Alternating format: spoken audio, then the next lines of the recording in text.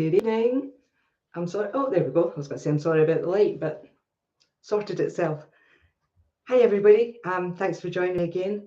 As you know, after the last protest, I intended to take a break for a bit, in part due to health reasons.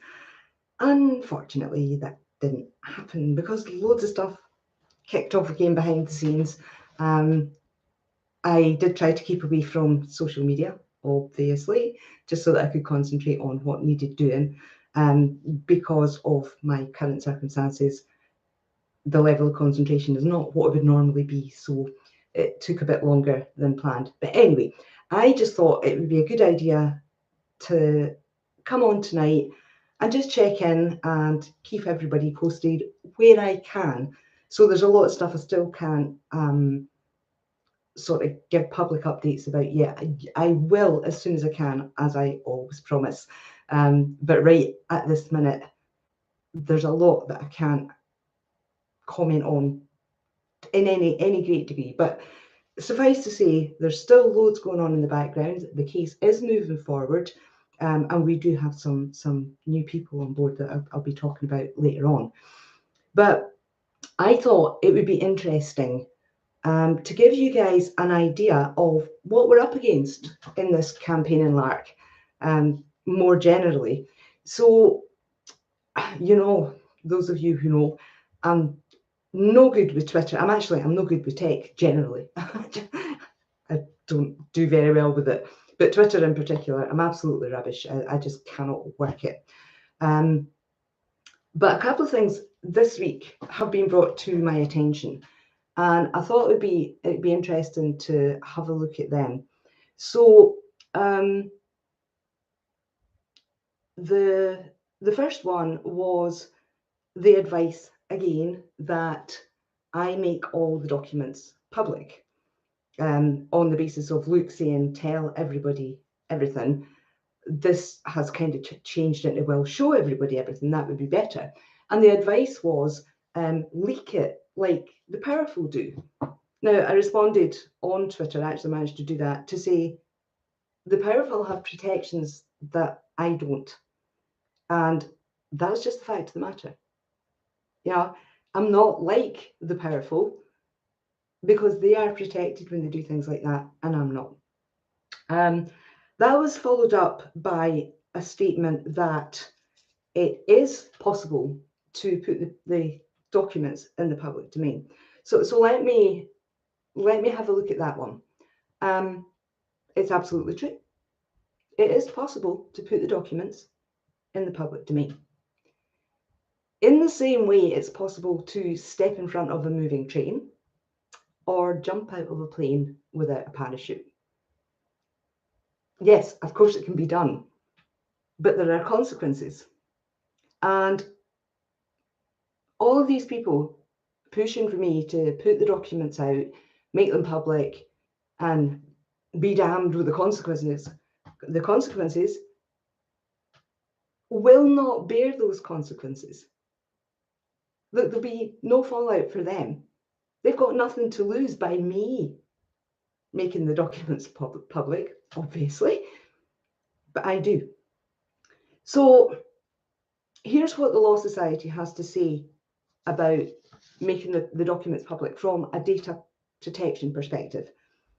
If the material contains criminal offence data, then you may be satisfied that sharing the data is necessary for the purposes of or in connection with legal proceedings, including prospective legal proceedings, the purpose of obtaining legal advice, or for the purpose of establishing, exercising, or defending legal rights. Now, that's clearly in a legal setting. That they're not talking about whacking them all over the internet. But here's the important bit.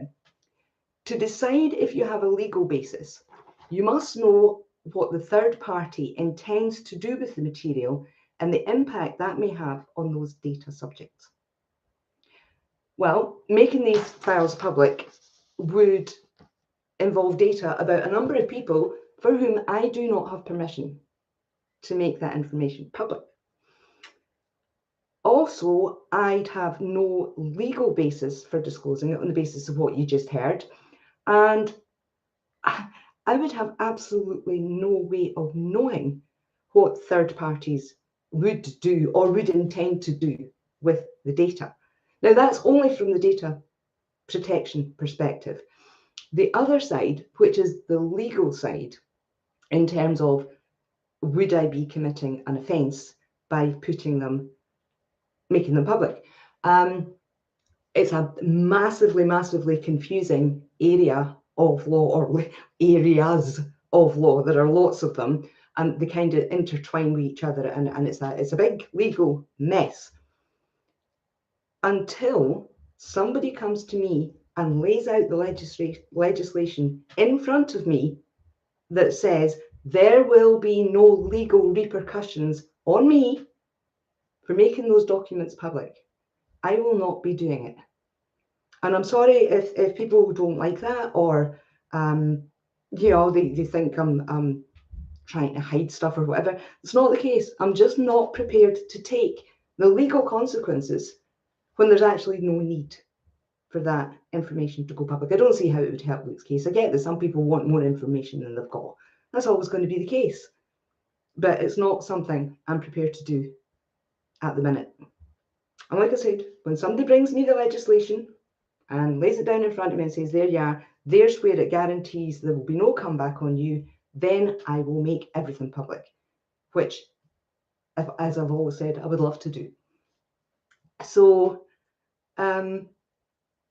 next up are a number of comments about the testing of the samples. For obvious reasons, I can't say which samples we're pursuing and why, but I do want to address some of the things that have been said. So the first is the claim that legal aid will pay for testing. Yeah, it might, maybe even probably will. But why would we trust them? If we go the legal aid route, they will have control over the labs we use. They will have control over the type of testing, all on the basis of cost. Or you can't do that type of testing, it's too expensive. Or you can't use that lab, it's too expensive. Okay, now why would we trust that? Given how dirty we've seen they're prepared to play, why would we do that? We want entirely independent, transparent testing. And the only way we're going to get that is if we raise the money to pay for it independently. And that's why some people have been talking recently about the potential need for fundraising once we get the stuff with samples sorted out. So yeah, we've got no confidence left in the system. So that's why we're not minded to go the legal aid route. It's not that we wouldn't get funding for it. We wouldn't get enough funding, and we wouldn't have the freedom to do the testing the way we want to do it. Okay. So when the time comes, when we're ready for that, those who agree with this approach and who would like to help, the means and the ways in which you can help will be published as soon as we know, as soon as we've narrowed down the samples and the testing and all of that. We will let you know. It's entirely up to individuals if they want to help or not. Nobody's pressuring anybody. But for those who don't agree with this route, all I have to say is it's not their lives. It's not their futures, and it's not their freedoms that are hinging on these tests. So I'm afraid, as far as that one's concerned, that's kind of the end of the matter, as far as I'm concerned. So when the time comes, we will publish the details on the two main Facebook groups. So the Jodie Jones and Luke Mitchell Who Got Justice, and Stand Together with Luke Mitchell. We'll put the details on there. The links are in the description. And anybody who wants to help, then we very much welcome it. Thank you so much. But for anybody that doesn't think that's the route to go, okay, you're welcome to your opinion. I have no problem with that, but that's the way we're going to do it. And obviously in the box below is also the link to the PayPal if you'd like to support the work that I'm doing. But But this takes me to another really quite mind-blowing development. This was an apparent offer to pay for, and I quote, the DNA testing. So not the forensic testing of the samples, the DNA testing. And this offer, now I've got them written down here, this offer included some questions and some demands. So let me start with the questions. Do we have any idea how much the testing will cost? Yes, we do. We have a ballpark figure, but we're going to wait until the experts have outlined exactly what we need before we set a target. Who is providing the samples for testing? Well, it would have been Police Scotland because they had them, and that's who we have the undertaking with to do nothing with them. But we were told that they'd moved them. They're now denying that. But one way or the other, it will be Police Scotland or one of the Police Scotland agencies, because who else would have the samples to give us in the first place? So that's where we'll get the samples from. And finally, who owns the lab where the testing will take place? Well, I'm not prepared to divulge that information right now. Like I said, until we have the confirmation of the number and availability of samples, we don't really know which particular labs or whatever will be taking expert advice on where to go with that. Now, there was another question. Are all the suspects lined up to participate in the DNA testing program? That's a complete misunderstanding of what we're trying to do. It's not a DNA testing profile where we're going to line people up and check their DNA. That's not what this is about. What it's about is testing the remaining samples to see what results we get from them. Now, that may identify other people. And should that happen, then those profiles will be tested in the usual way. But I want to ask some hypothetical questions. But first, I'm going to read you some messages starting on the 9th of June this year. Okay, so here's the first one. I have watched you, Sandra, ignoring block capitals, ignoring me. I couldn't care less of you and your sidekick, Scott Forbes. Not a do I give, block capitals again. Both you and Forbes are acting in bad faith. And then, less than 3 weeks later, on the 29th of June, I do hope we are friends, Sandra, and you do not perceive me as a threat. 2 weeks after that, I'm starting on Murder in a Small Town. That series was complete rubbish. You lot of rape deniers muddied the water by refusing to mention the fact that Jodie was brutally raped. There is no evidence that she was, but this is this person's take. I'm also going to rubbish that book you wrote. You see it fit that you ignore entirely and dismiss my work.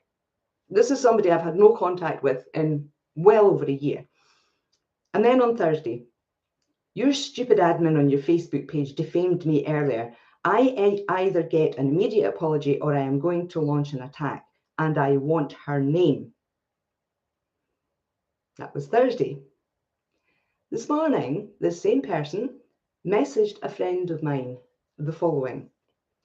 What is urgently required in the Luke Mitchell case is a police inquiry into Sandra Lean's claims that she has access to DNA samples for testing and that she is withholding vital information she claims she has to leave the country to divulge. Withholding vital information from a random dude on the internet who now thinks the police should investigate because I won't give said random dude what he's demanding. Now, seriously, in view of those messages, would you be inclined in any way whatsoever to engage with this person, far less to trust them with sensitive information? I think not.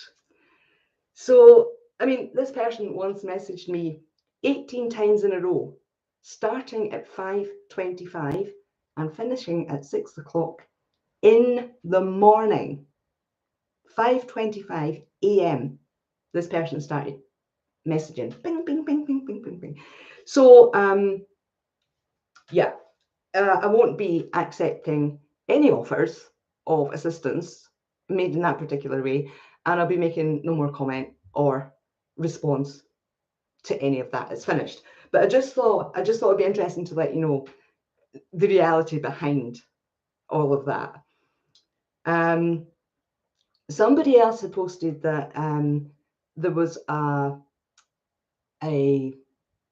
claim that the samples are potentially already destroyed, and that is obviously a possibility that they've already got rid of them before we've had a chance to test them. That would not make the end of the road, because we would still have a legal argument. No, Emma, we don't know where the samples are yet. That's what I was just coming to. We would still have a legal argument that we were given an undertaking that they would do nothing with those samples until they were tested. So they can't say, like they tried to do with the main evidence, oh, we didn't know there was going to be an appeal. They cannot possibly say they didn't know we wanted them for testing. So the legal route would still be open. It would just have to take a slightly different direction than what we're planning at the minute. Now, just to round off crazy season, I'm sure it must be the heat or something. I mean, it has been really hot. According to one whisperer, I've only actually been working on the case for 8 or 9 years, not 20 years. And apparently I walked away in 2014. So I only started working, according to this whisperer, I only started working on the case when I got the case papers. And then I walked away in 2014 and didn't come back again until 2018 when the book was published. Well, that's quite interesting, because I'm actually on YouTube speaking about the case in London in October 2007, which is 3 years before I got the case papers. I wrote No Smoke in 2006, the year after Luke was convicted. I was involved in the Frontline documentary, which went out in May 2007. And of course, I have all the correspondence with Luke and his mum from the minute she put that note through my door in 2003. And I've got evidence, I can prove all of this. But what I don't understand is why someone who says they want to help Luke would tell such blatant lies. You know, I don't understand it. But anyway, I just thought I would let you see what we're up against, because we're actually getting somewhere. We're actually making real progress for the first time. So, I mean, after the documentary, we started making real progress, and that has kept growing since then. So it kind of doesn't make sense to be trying to undermine that now.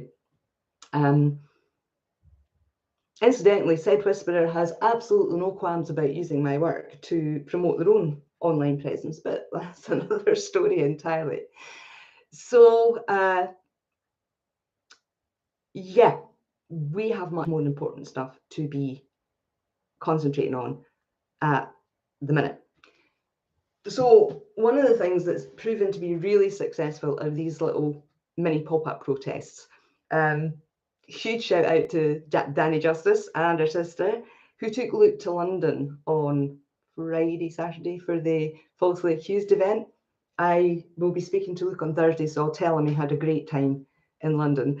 But these little pop-ups are providing real interest, and people are really engaging with them, and it means the word's getting spread even further. So we are planning, when's the next one we're planning? The 23rd of September, that's a Saturday in Edinburgh. We're looking at across from the High Court in Edinburgh. Anybody is welcome to join us. Seriously, just, you know, if you've got an hour, come along and say hi. I'm thinking about doing another one not too long after the Edinburgh one in Glasgow. And again, anybody that can be about, I'll confirm the date for that. Anybody that can be about for that, be brilliant to see you. Would really like to see you there and come along and see what we're doing. But what I wanted to say is anybody, anywhere can do these.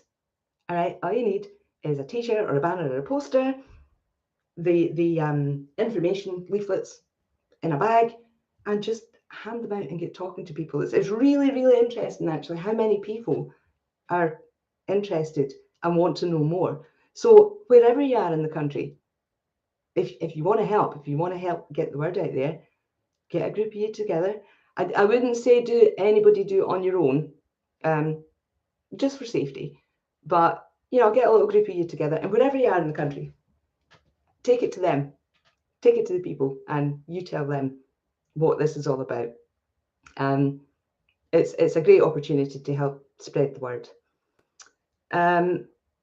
This Friday coming, I have the interview with NewsQuest. Now, that was originally going to be with Mark Williams-Thomas, but he's no longer with them.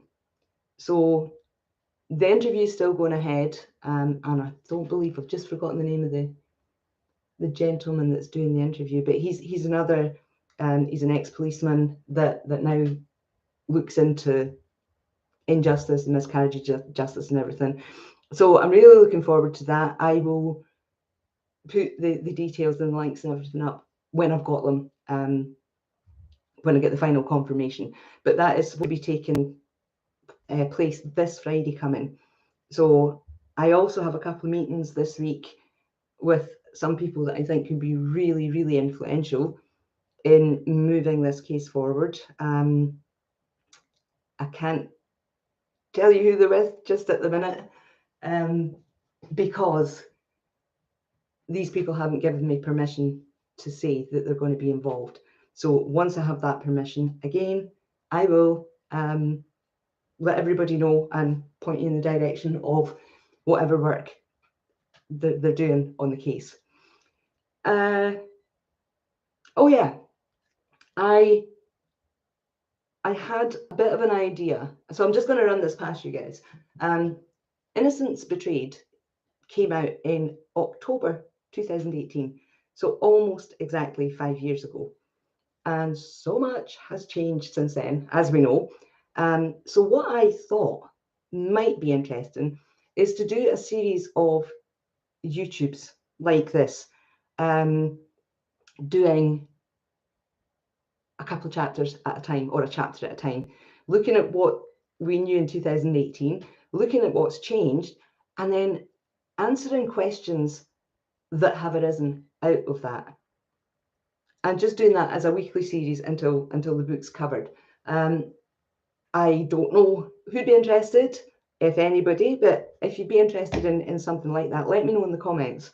And if people are interested, that's something I'd be quite happy to do. And just kind of, again, clarify how much has changed and how quickly it's changed.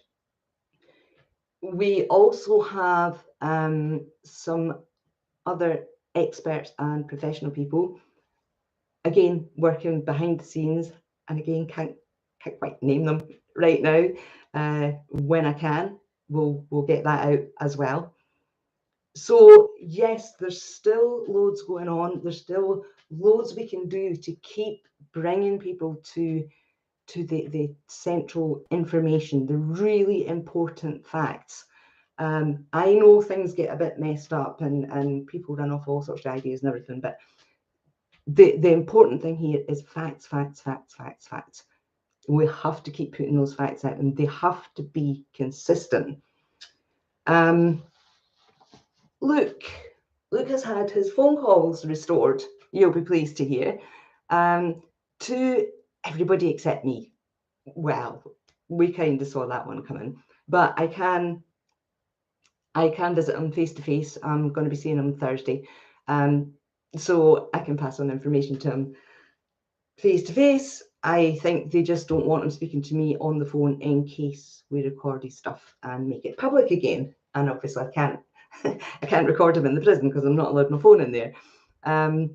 He's obviously, the complaints and challenges to the way he's been treated in the last couple of years, especially in this last year, are all chuntering through the various processes and the relevant channels so excruciatingly slow?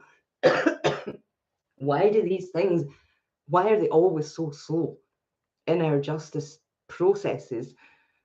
They are gradually moving forward. We are making progress on them. But the main thing is that he's got his communications back, so he's not so isolated as he was. But he is still back in secure conditions, and trying to get him back to where he was and to get that time caught up. Yes, we're still kind of chipping away at that tiny little bits at a time, because obviously they don't want to admit what they've done and how they've held them back and everything else. So yeah, we're still working on all of that.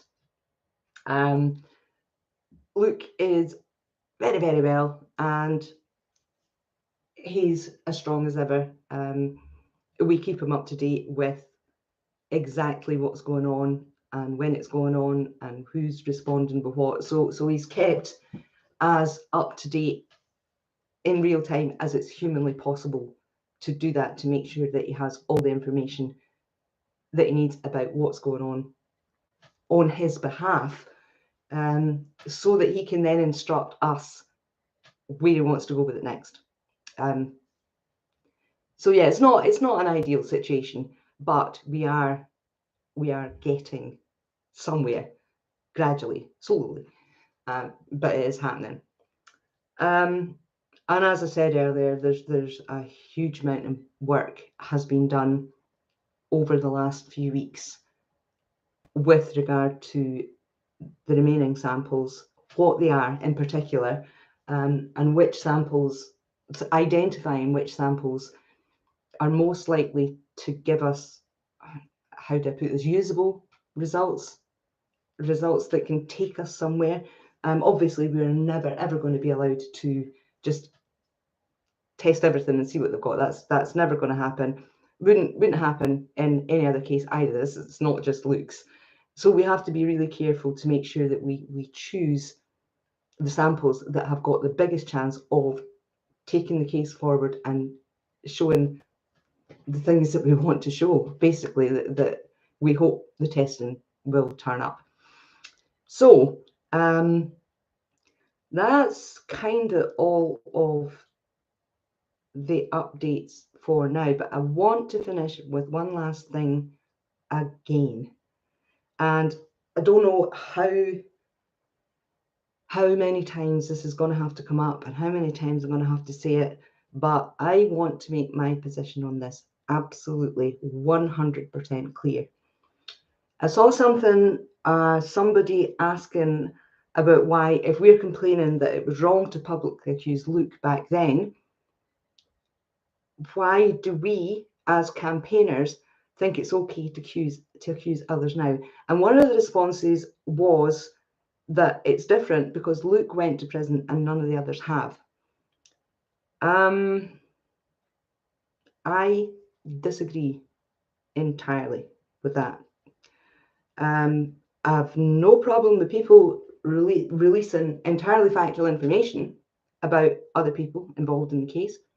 So telling the truth about changed statements, telling the truth about lies, half-truths, information withheld, I've got no problem with that.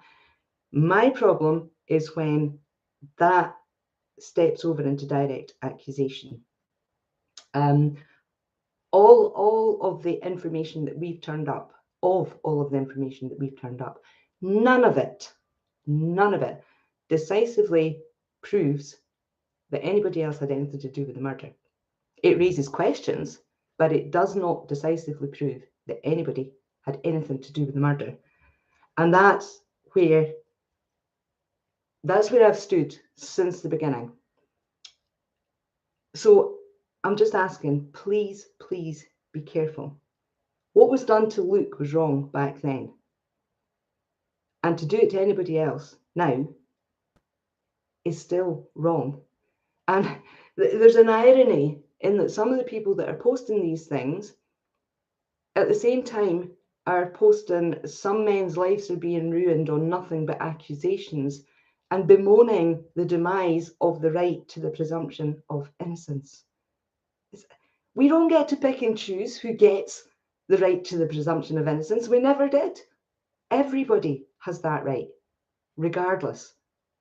And that it has to be that way, because if you take away that right from anybody, then essentially you take it away from everybody. Now, what they did to Luke, absolutely, there was no presumption of innocence for Luke whatsoever. But is that good enough to justify not allowing the presumption of innocence for anybody else? Of course not. Of course not. The last thing I want to say, and it's because it's become a bit of a thing recently, is this is not a game. This is not a competition about, who's got the most likes or who's got the most fun. This is real life, real people's lives. And frankly, I love the fact that the information is getting shared and there are so many supportive people. I love that fact, I really do. But when it starts to turn into online battles about who said this and who gets that, who did it, and all of that, that is ridiculous. Either people are here to support justice for Luke and Jodie, or they need to find something else to do. That's as much as I can say about it. I'm gonna stick with that. I'm not going to change what I'm doing. I've done this to my own values for 20 years. That's not going to change. So I guess I'm just asking people to have a think when they post. And this is not aimed at anybody, just generally. Have a think. Is this post helpful? Will it help to educate somebody? Will it help to take the case forward? Will it help to bring supporters together so that everybody can work together? They're the questions that you need to be asking yourself. Everybody needs to be asking themselves, so that the online support is across the board, and there's no infighting, there's no trying to do each other or whatever else. So that's where we're at just now. Now, somebody asked a question. Somebody asked, can't remember what it was now. All right, floor's open. Questions. If you've asked a question already and I've missed it, ask it again now, because I can't do both. I can't talk and watch that at the same time. So, questions.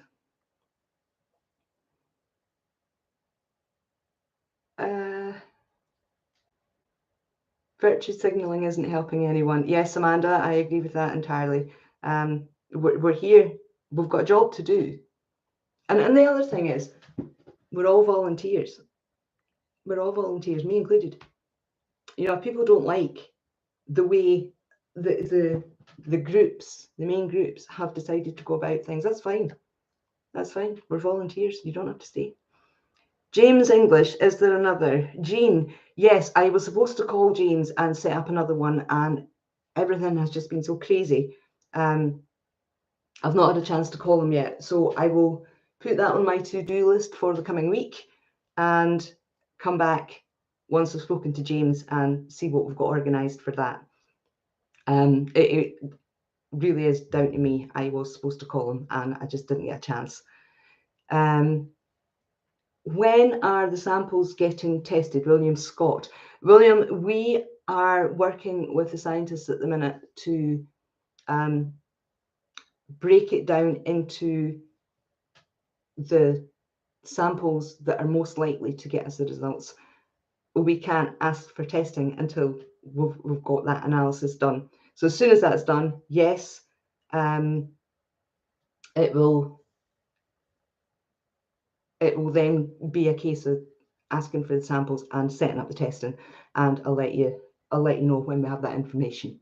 Thomas Robertson, when is the earliest Luke can be freed the way it stands? Well, that's an interesting situation actually at the minute, because technically Luke should have been ready for release on paper by next April.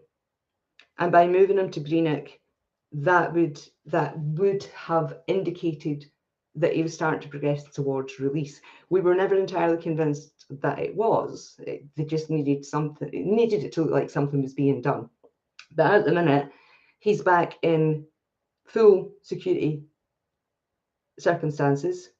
So he would have to, even if they said tomorrow, right, you know, we can start progressing you again because you've been a good boy, or whatever it is that they decide these things on, he would have to start the progression route again. So would they fast track it? Would they allow the time that he was in Greenock to count towards it? We don't know. We don't know. So you'd be looking at least 2 years if they were really fair about it, as in they were going to let the time that he spent in Greenock count towards it. I wouldn't hold my breath for that one, if I'm being totally honest. Rachel, are you looking forward to the NewsQuest podcast? Actually, I am. This is it's a different setup to the ones that I've done before, and it's people who actually don't know very much about the case. So a lot of the questions, it's going to be one of these that leads by the questions themselves, and then the answers, and then further questions to that. So that should be really interesting. I don't know if there's a live audience. I don't know if they ask questions at the time or if it goes out and people get to ask questions later. So I think it'll be quite an interesting experience. Yeah, so I am looking forward to it. Yeah.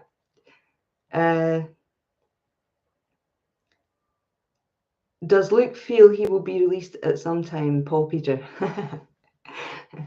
Luke will be released at some point. Does he feel he will be? Absolutely, 100%. That's what this fight has been all about.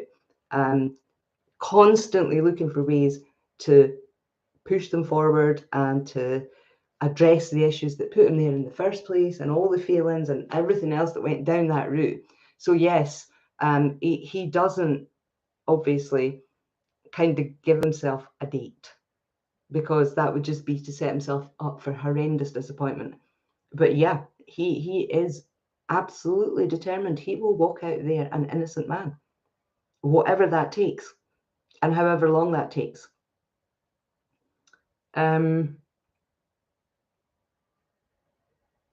Alice, did you have a nice breakaway? I didn't get one, Alice.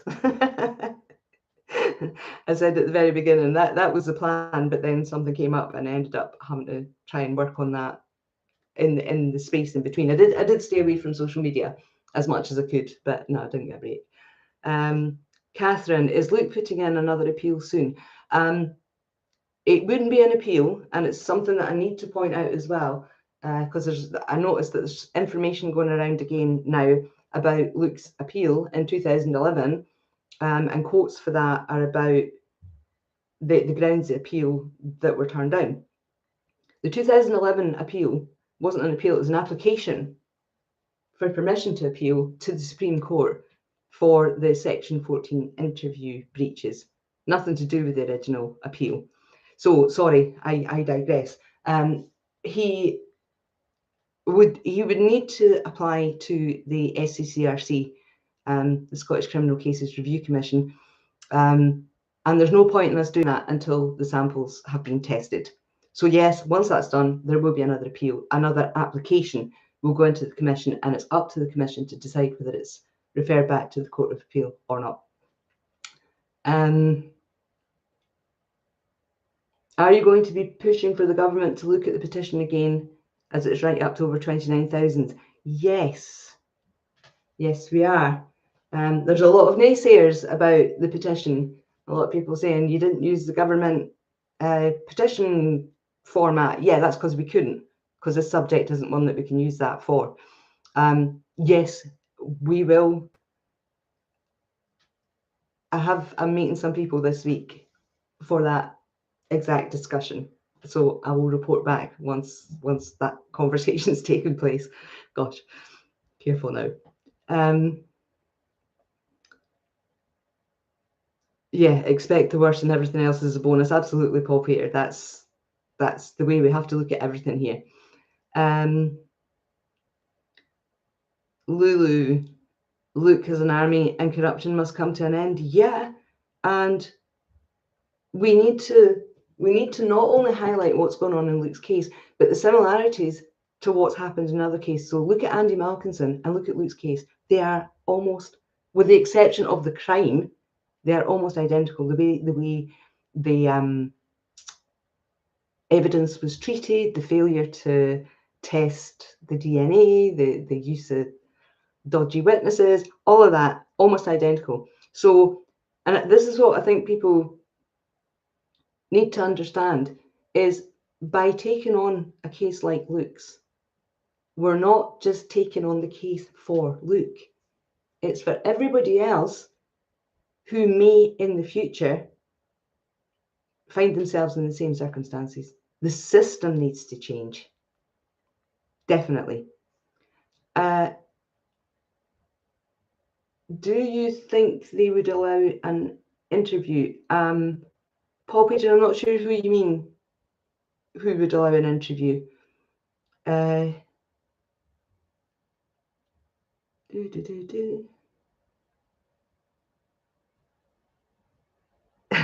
Is the hairdresser being investigated into mistreating Luke and his human rights? We're a ways along that path, Catherine. It's there are a number of processes that have to be gone through until we can get to that point. We've gone through the first 2 or 3, got them out the way. We're now moving up a step to the next phase. So yeah, she will be. It's just like everything else, it takes forever, but we'll get there. What's happening with this film that's getting advertised? At the minute, not a great deal. I haven't had any feedback on the actual progress of the film, so sorry, can't tell you. Just that there has been for a couple of years now a plan for a film to be made about Luke's case, and just that's as much as I can tell you, really.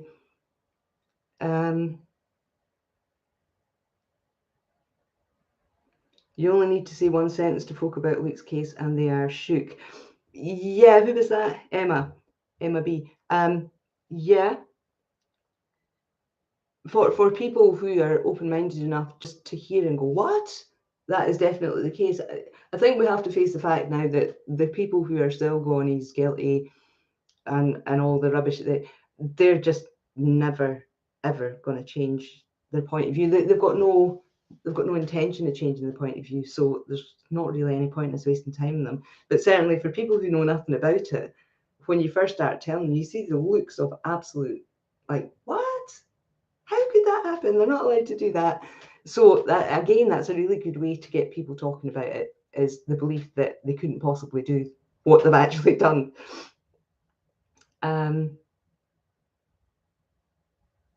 Surely Netflix must get hold of this miscarriage of justice. It would show the world how wrong Luke and Jodie were. Well, Andrew, they might just. They might just. Jean, I see Pat Brown was at it again. Oh, was she? I'm done with Pat.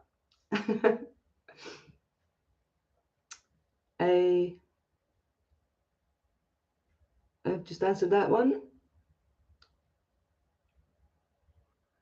Is it legal to sit outside Scottish Parliament with my Luke t-shirt on Monday to Friday so the MSP see Luke's picture every day? Yeah. Yeah, I don't think there's a crime of being publicly in charge of a t-shirt. Not yet, anyway.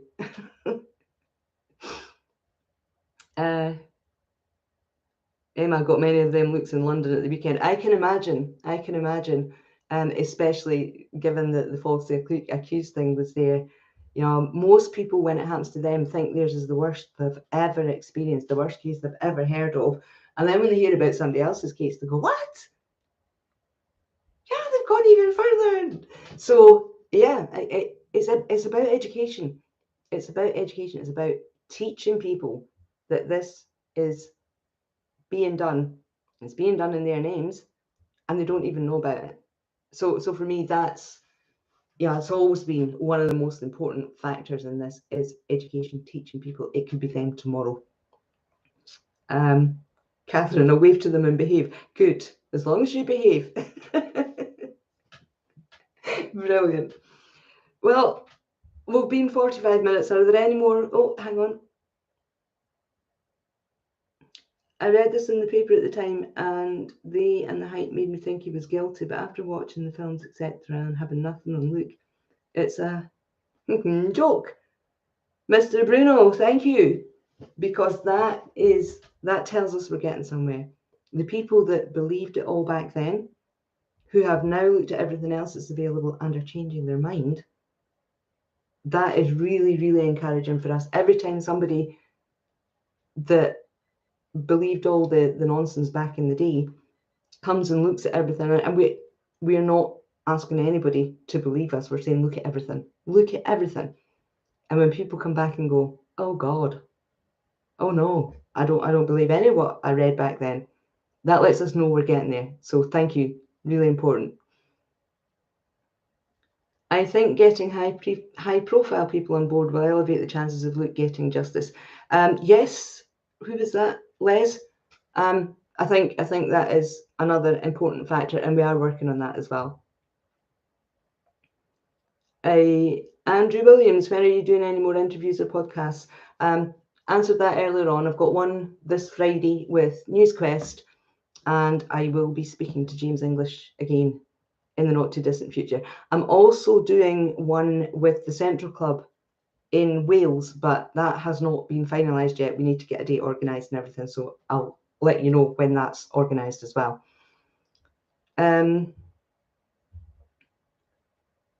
People know more about forensics now. Yes, and again, that's, sorry, who was that? Teresa. That's a really important thing. Is, you know, once upon a time, oh, you know, if they said DNA was there, it must have been him, and we've absolutely shattered that by pointing out that there was none of Luke's, and they even tried to present it in court as if there was, when the fact is there was none. So I think that's a really important thing that a lot of people go, what do you mean there was no DNA? There must have been. No, there wasn't. Smart duck, you're really not that smart. Luke recently failed a drug test. Does he have a drug problem? No, I explained that at the protest in Glasgow.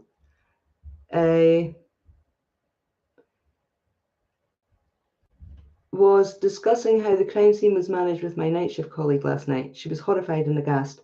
Said that anyone who touched a body should be taken in for forensic checks. Yeah, you would have thought so. You would have thought so. Just another failing in this case, unfortunately. Alice, very good. Nice reply. Behave yourself.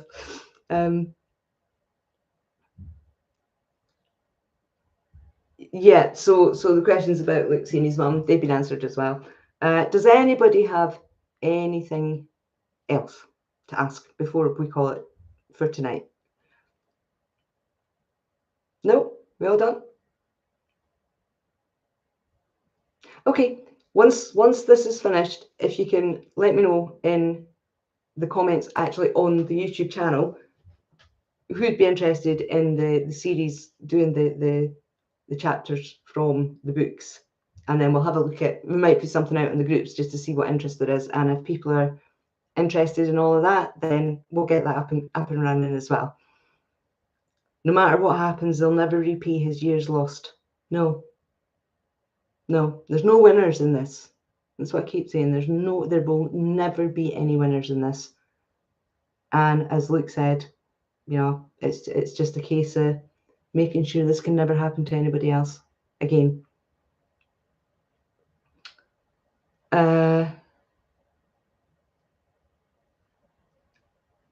Reminder of the next protest. Well, we're doing a pop-up. I think it's a pop-up on the 23rd. I'll get the team. I'll check with the team that it's a pop-up and not a full-on protest on the 23rd, and then hopefully another one a couple of weeks later in Glasgow. think we need to get it noticed down south. Well, there's a couple of things coming up that are starting to attract attention down south as well. Who's that? Wilma May. Yeah, we're working on that as well. Okay. Oh, thanks, Alice. Yeah, pop up the 23rd at the High Court. I think that's us done for now. Thank you again for taking time out your Sunday evening, especially with this glorious weather. It's been amazing. And yeah, I'll see you all very soon. Thanks, guys. See you soon. Bye-bye.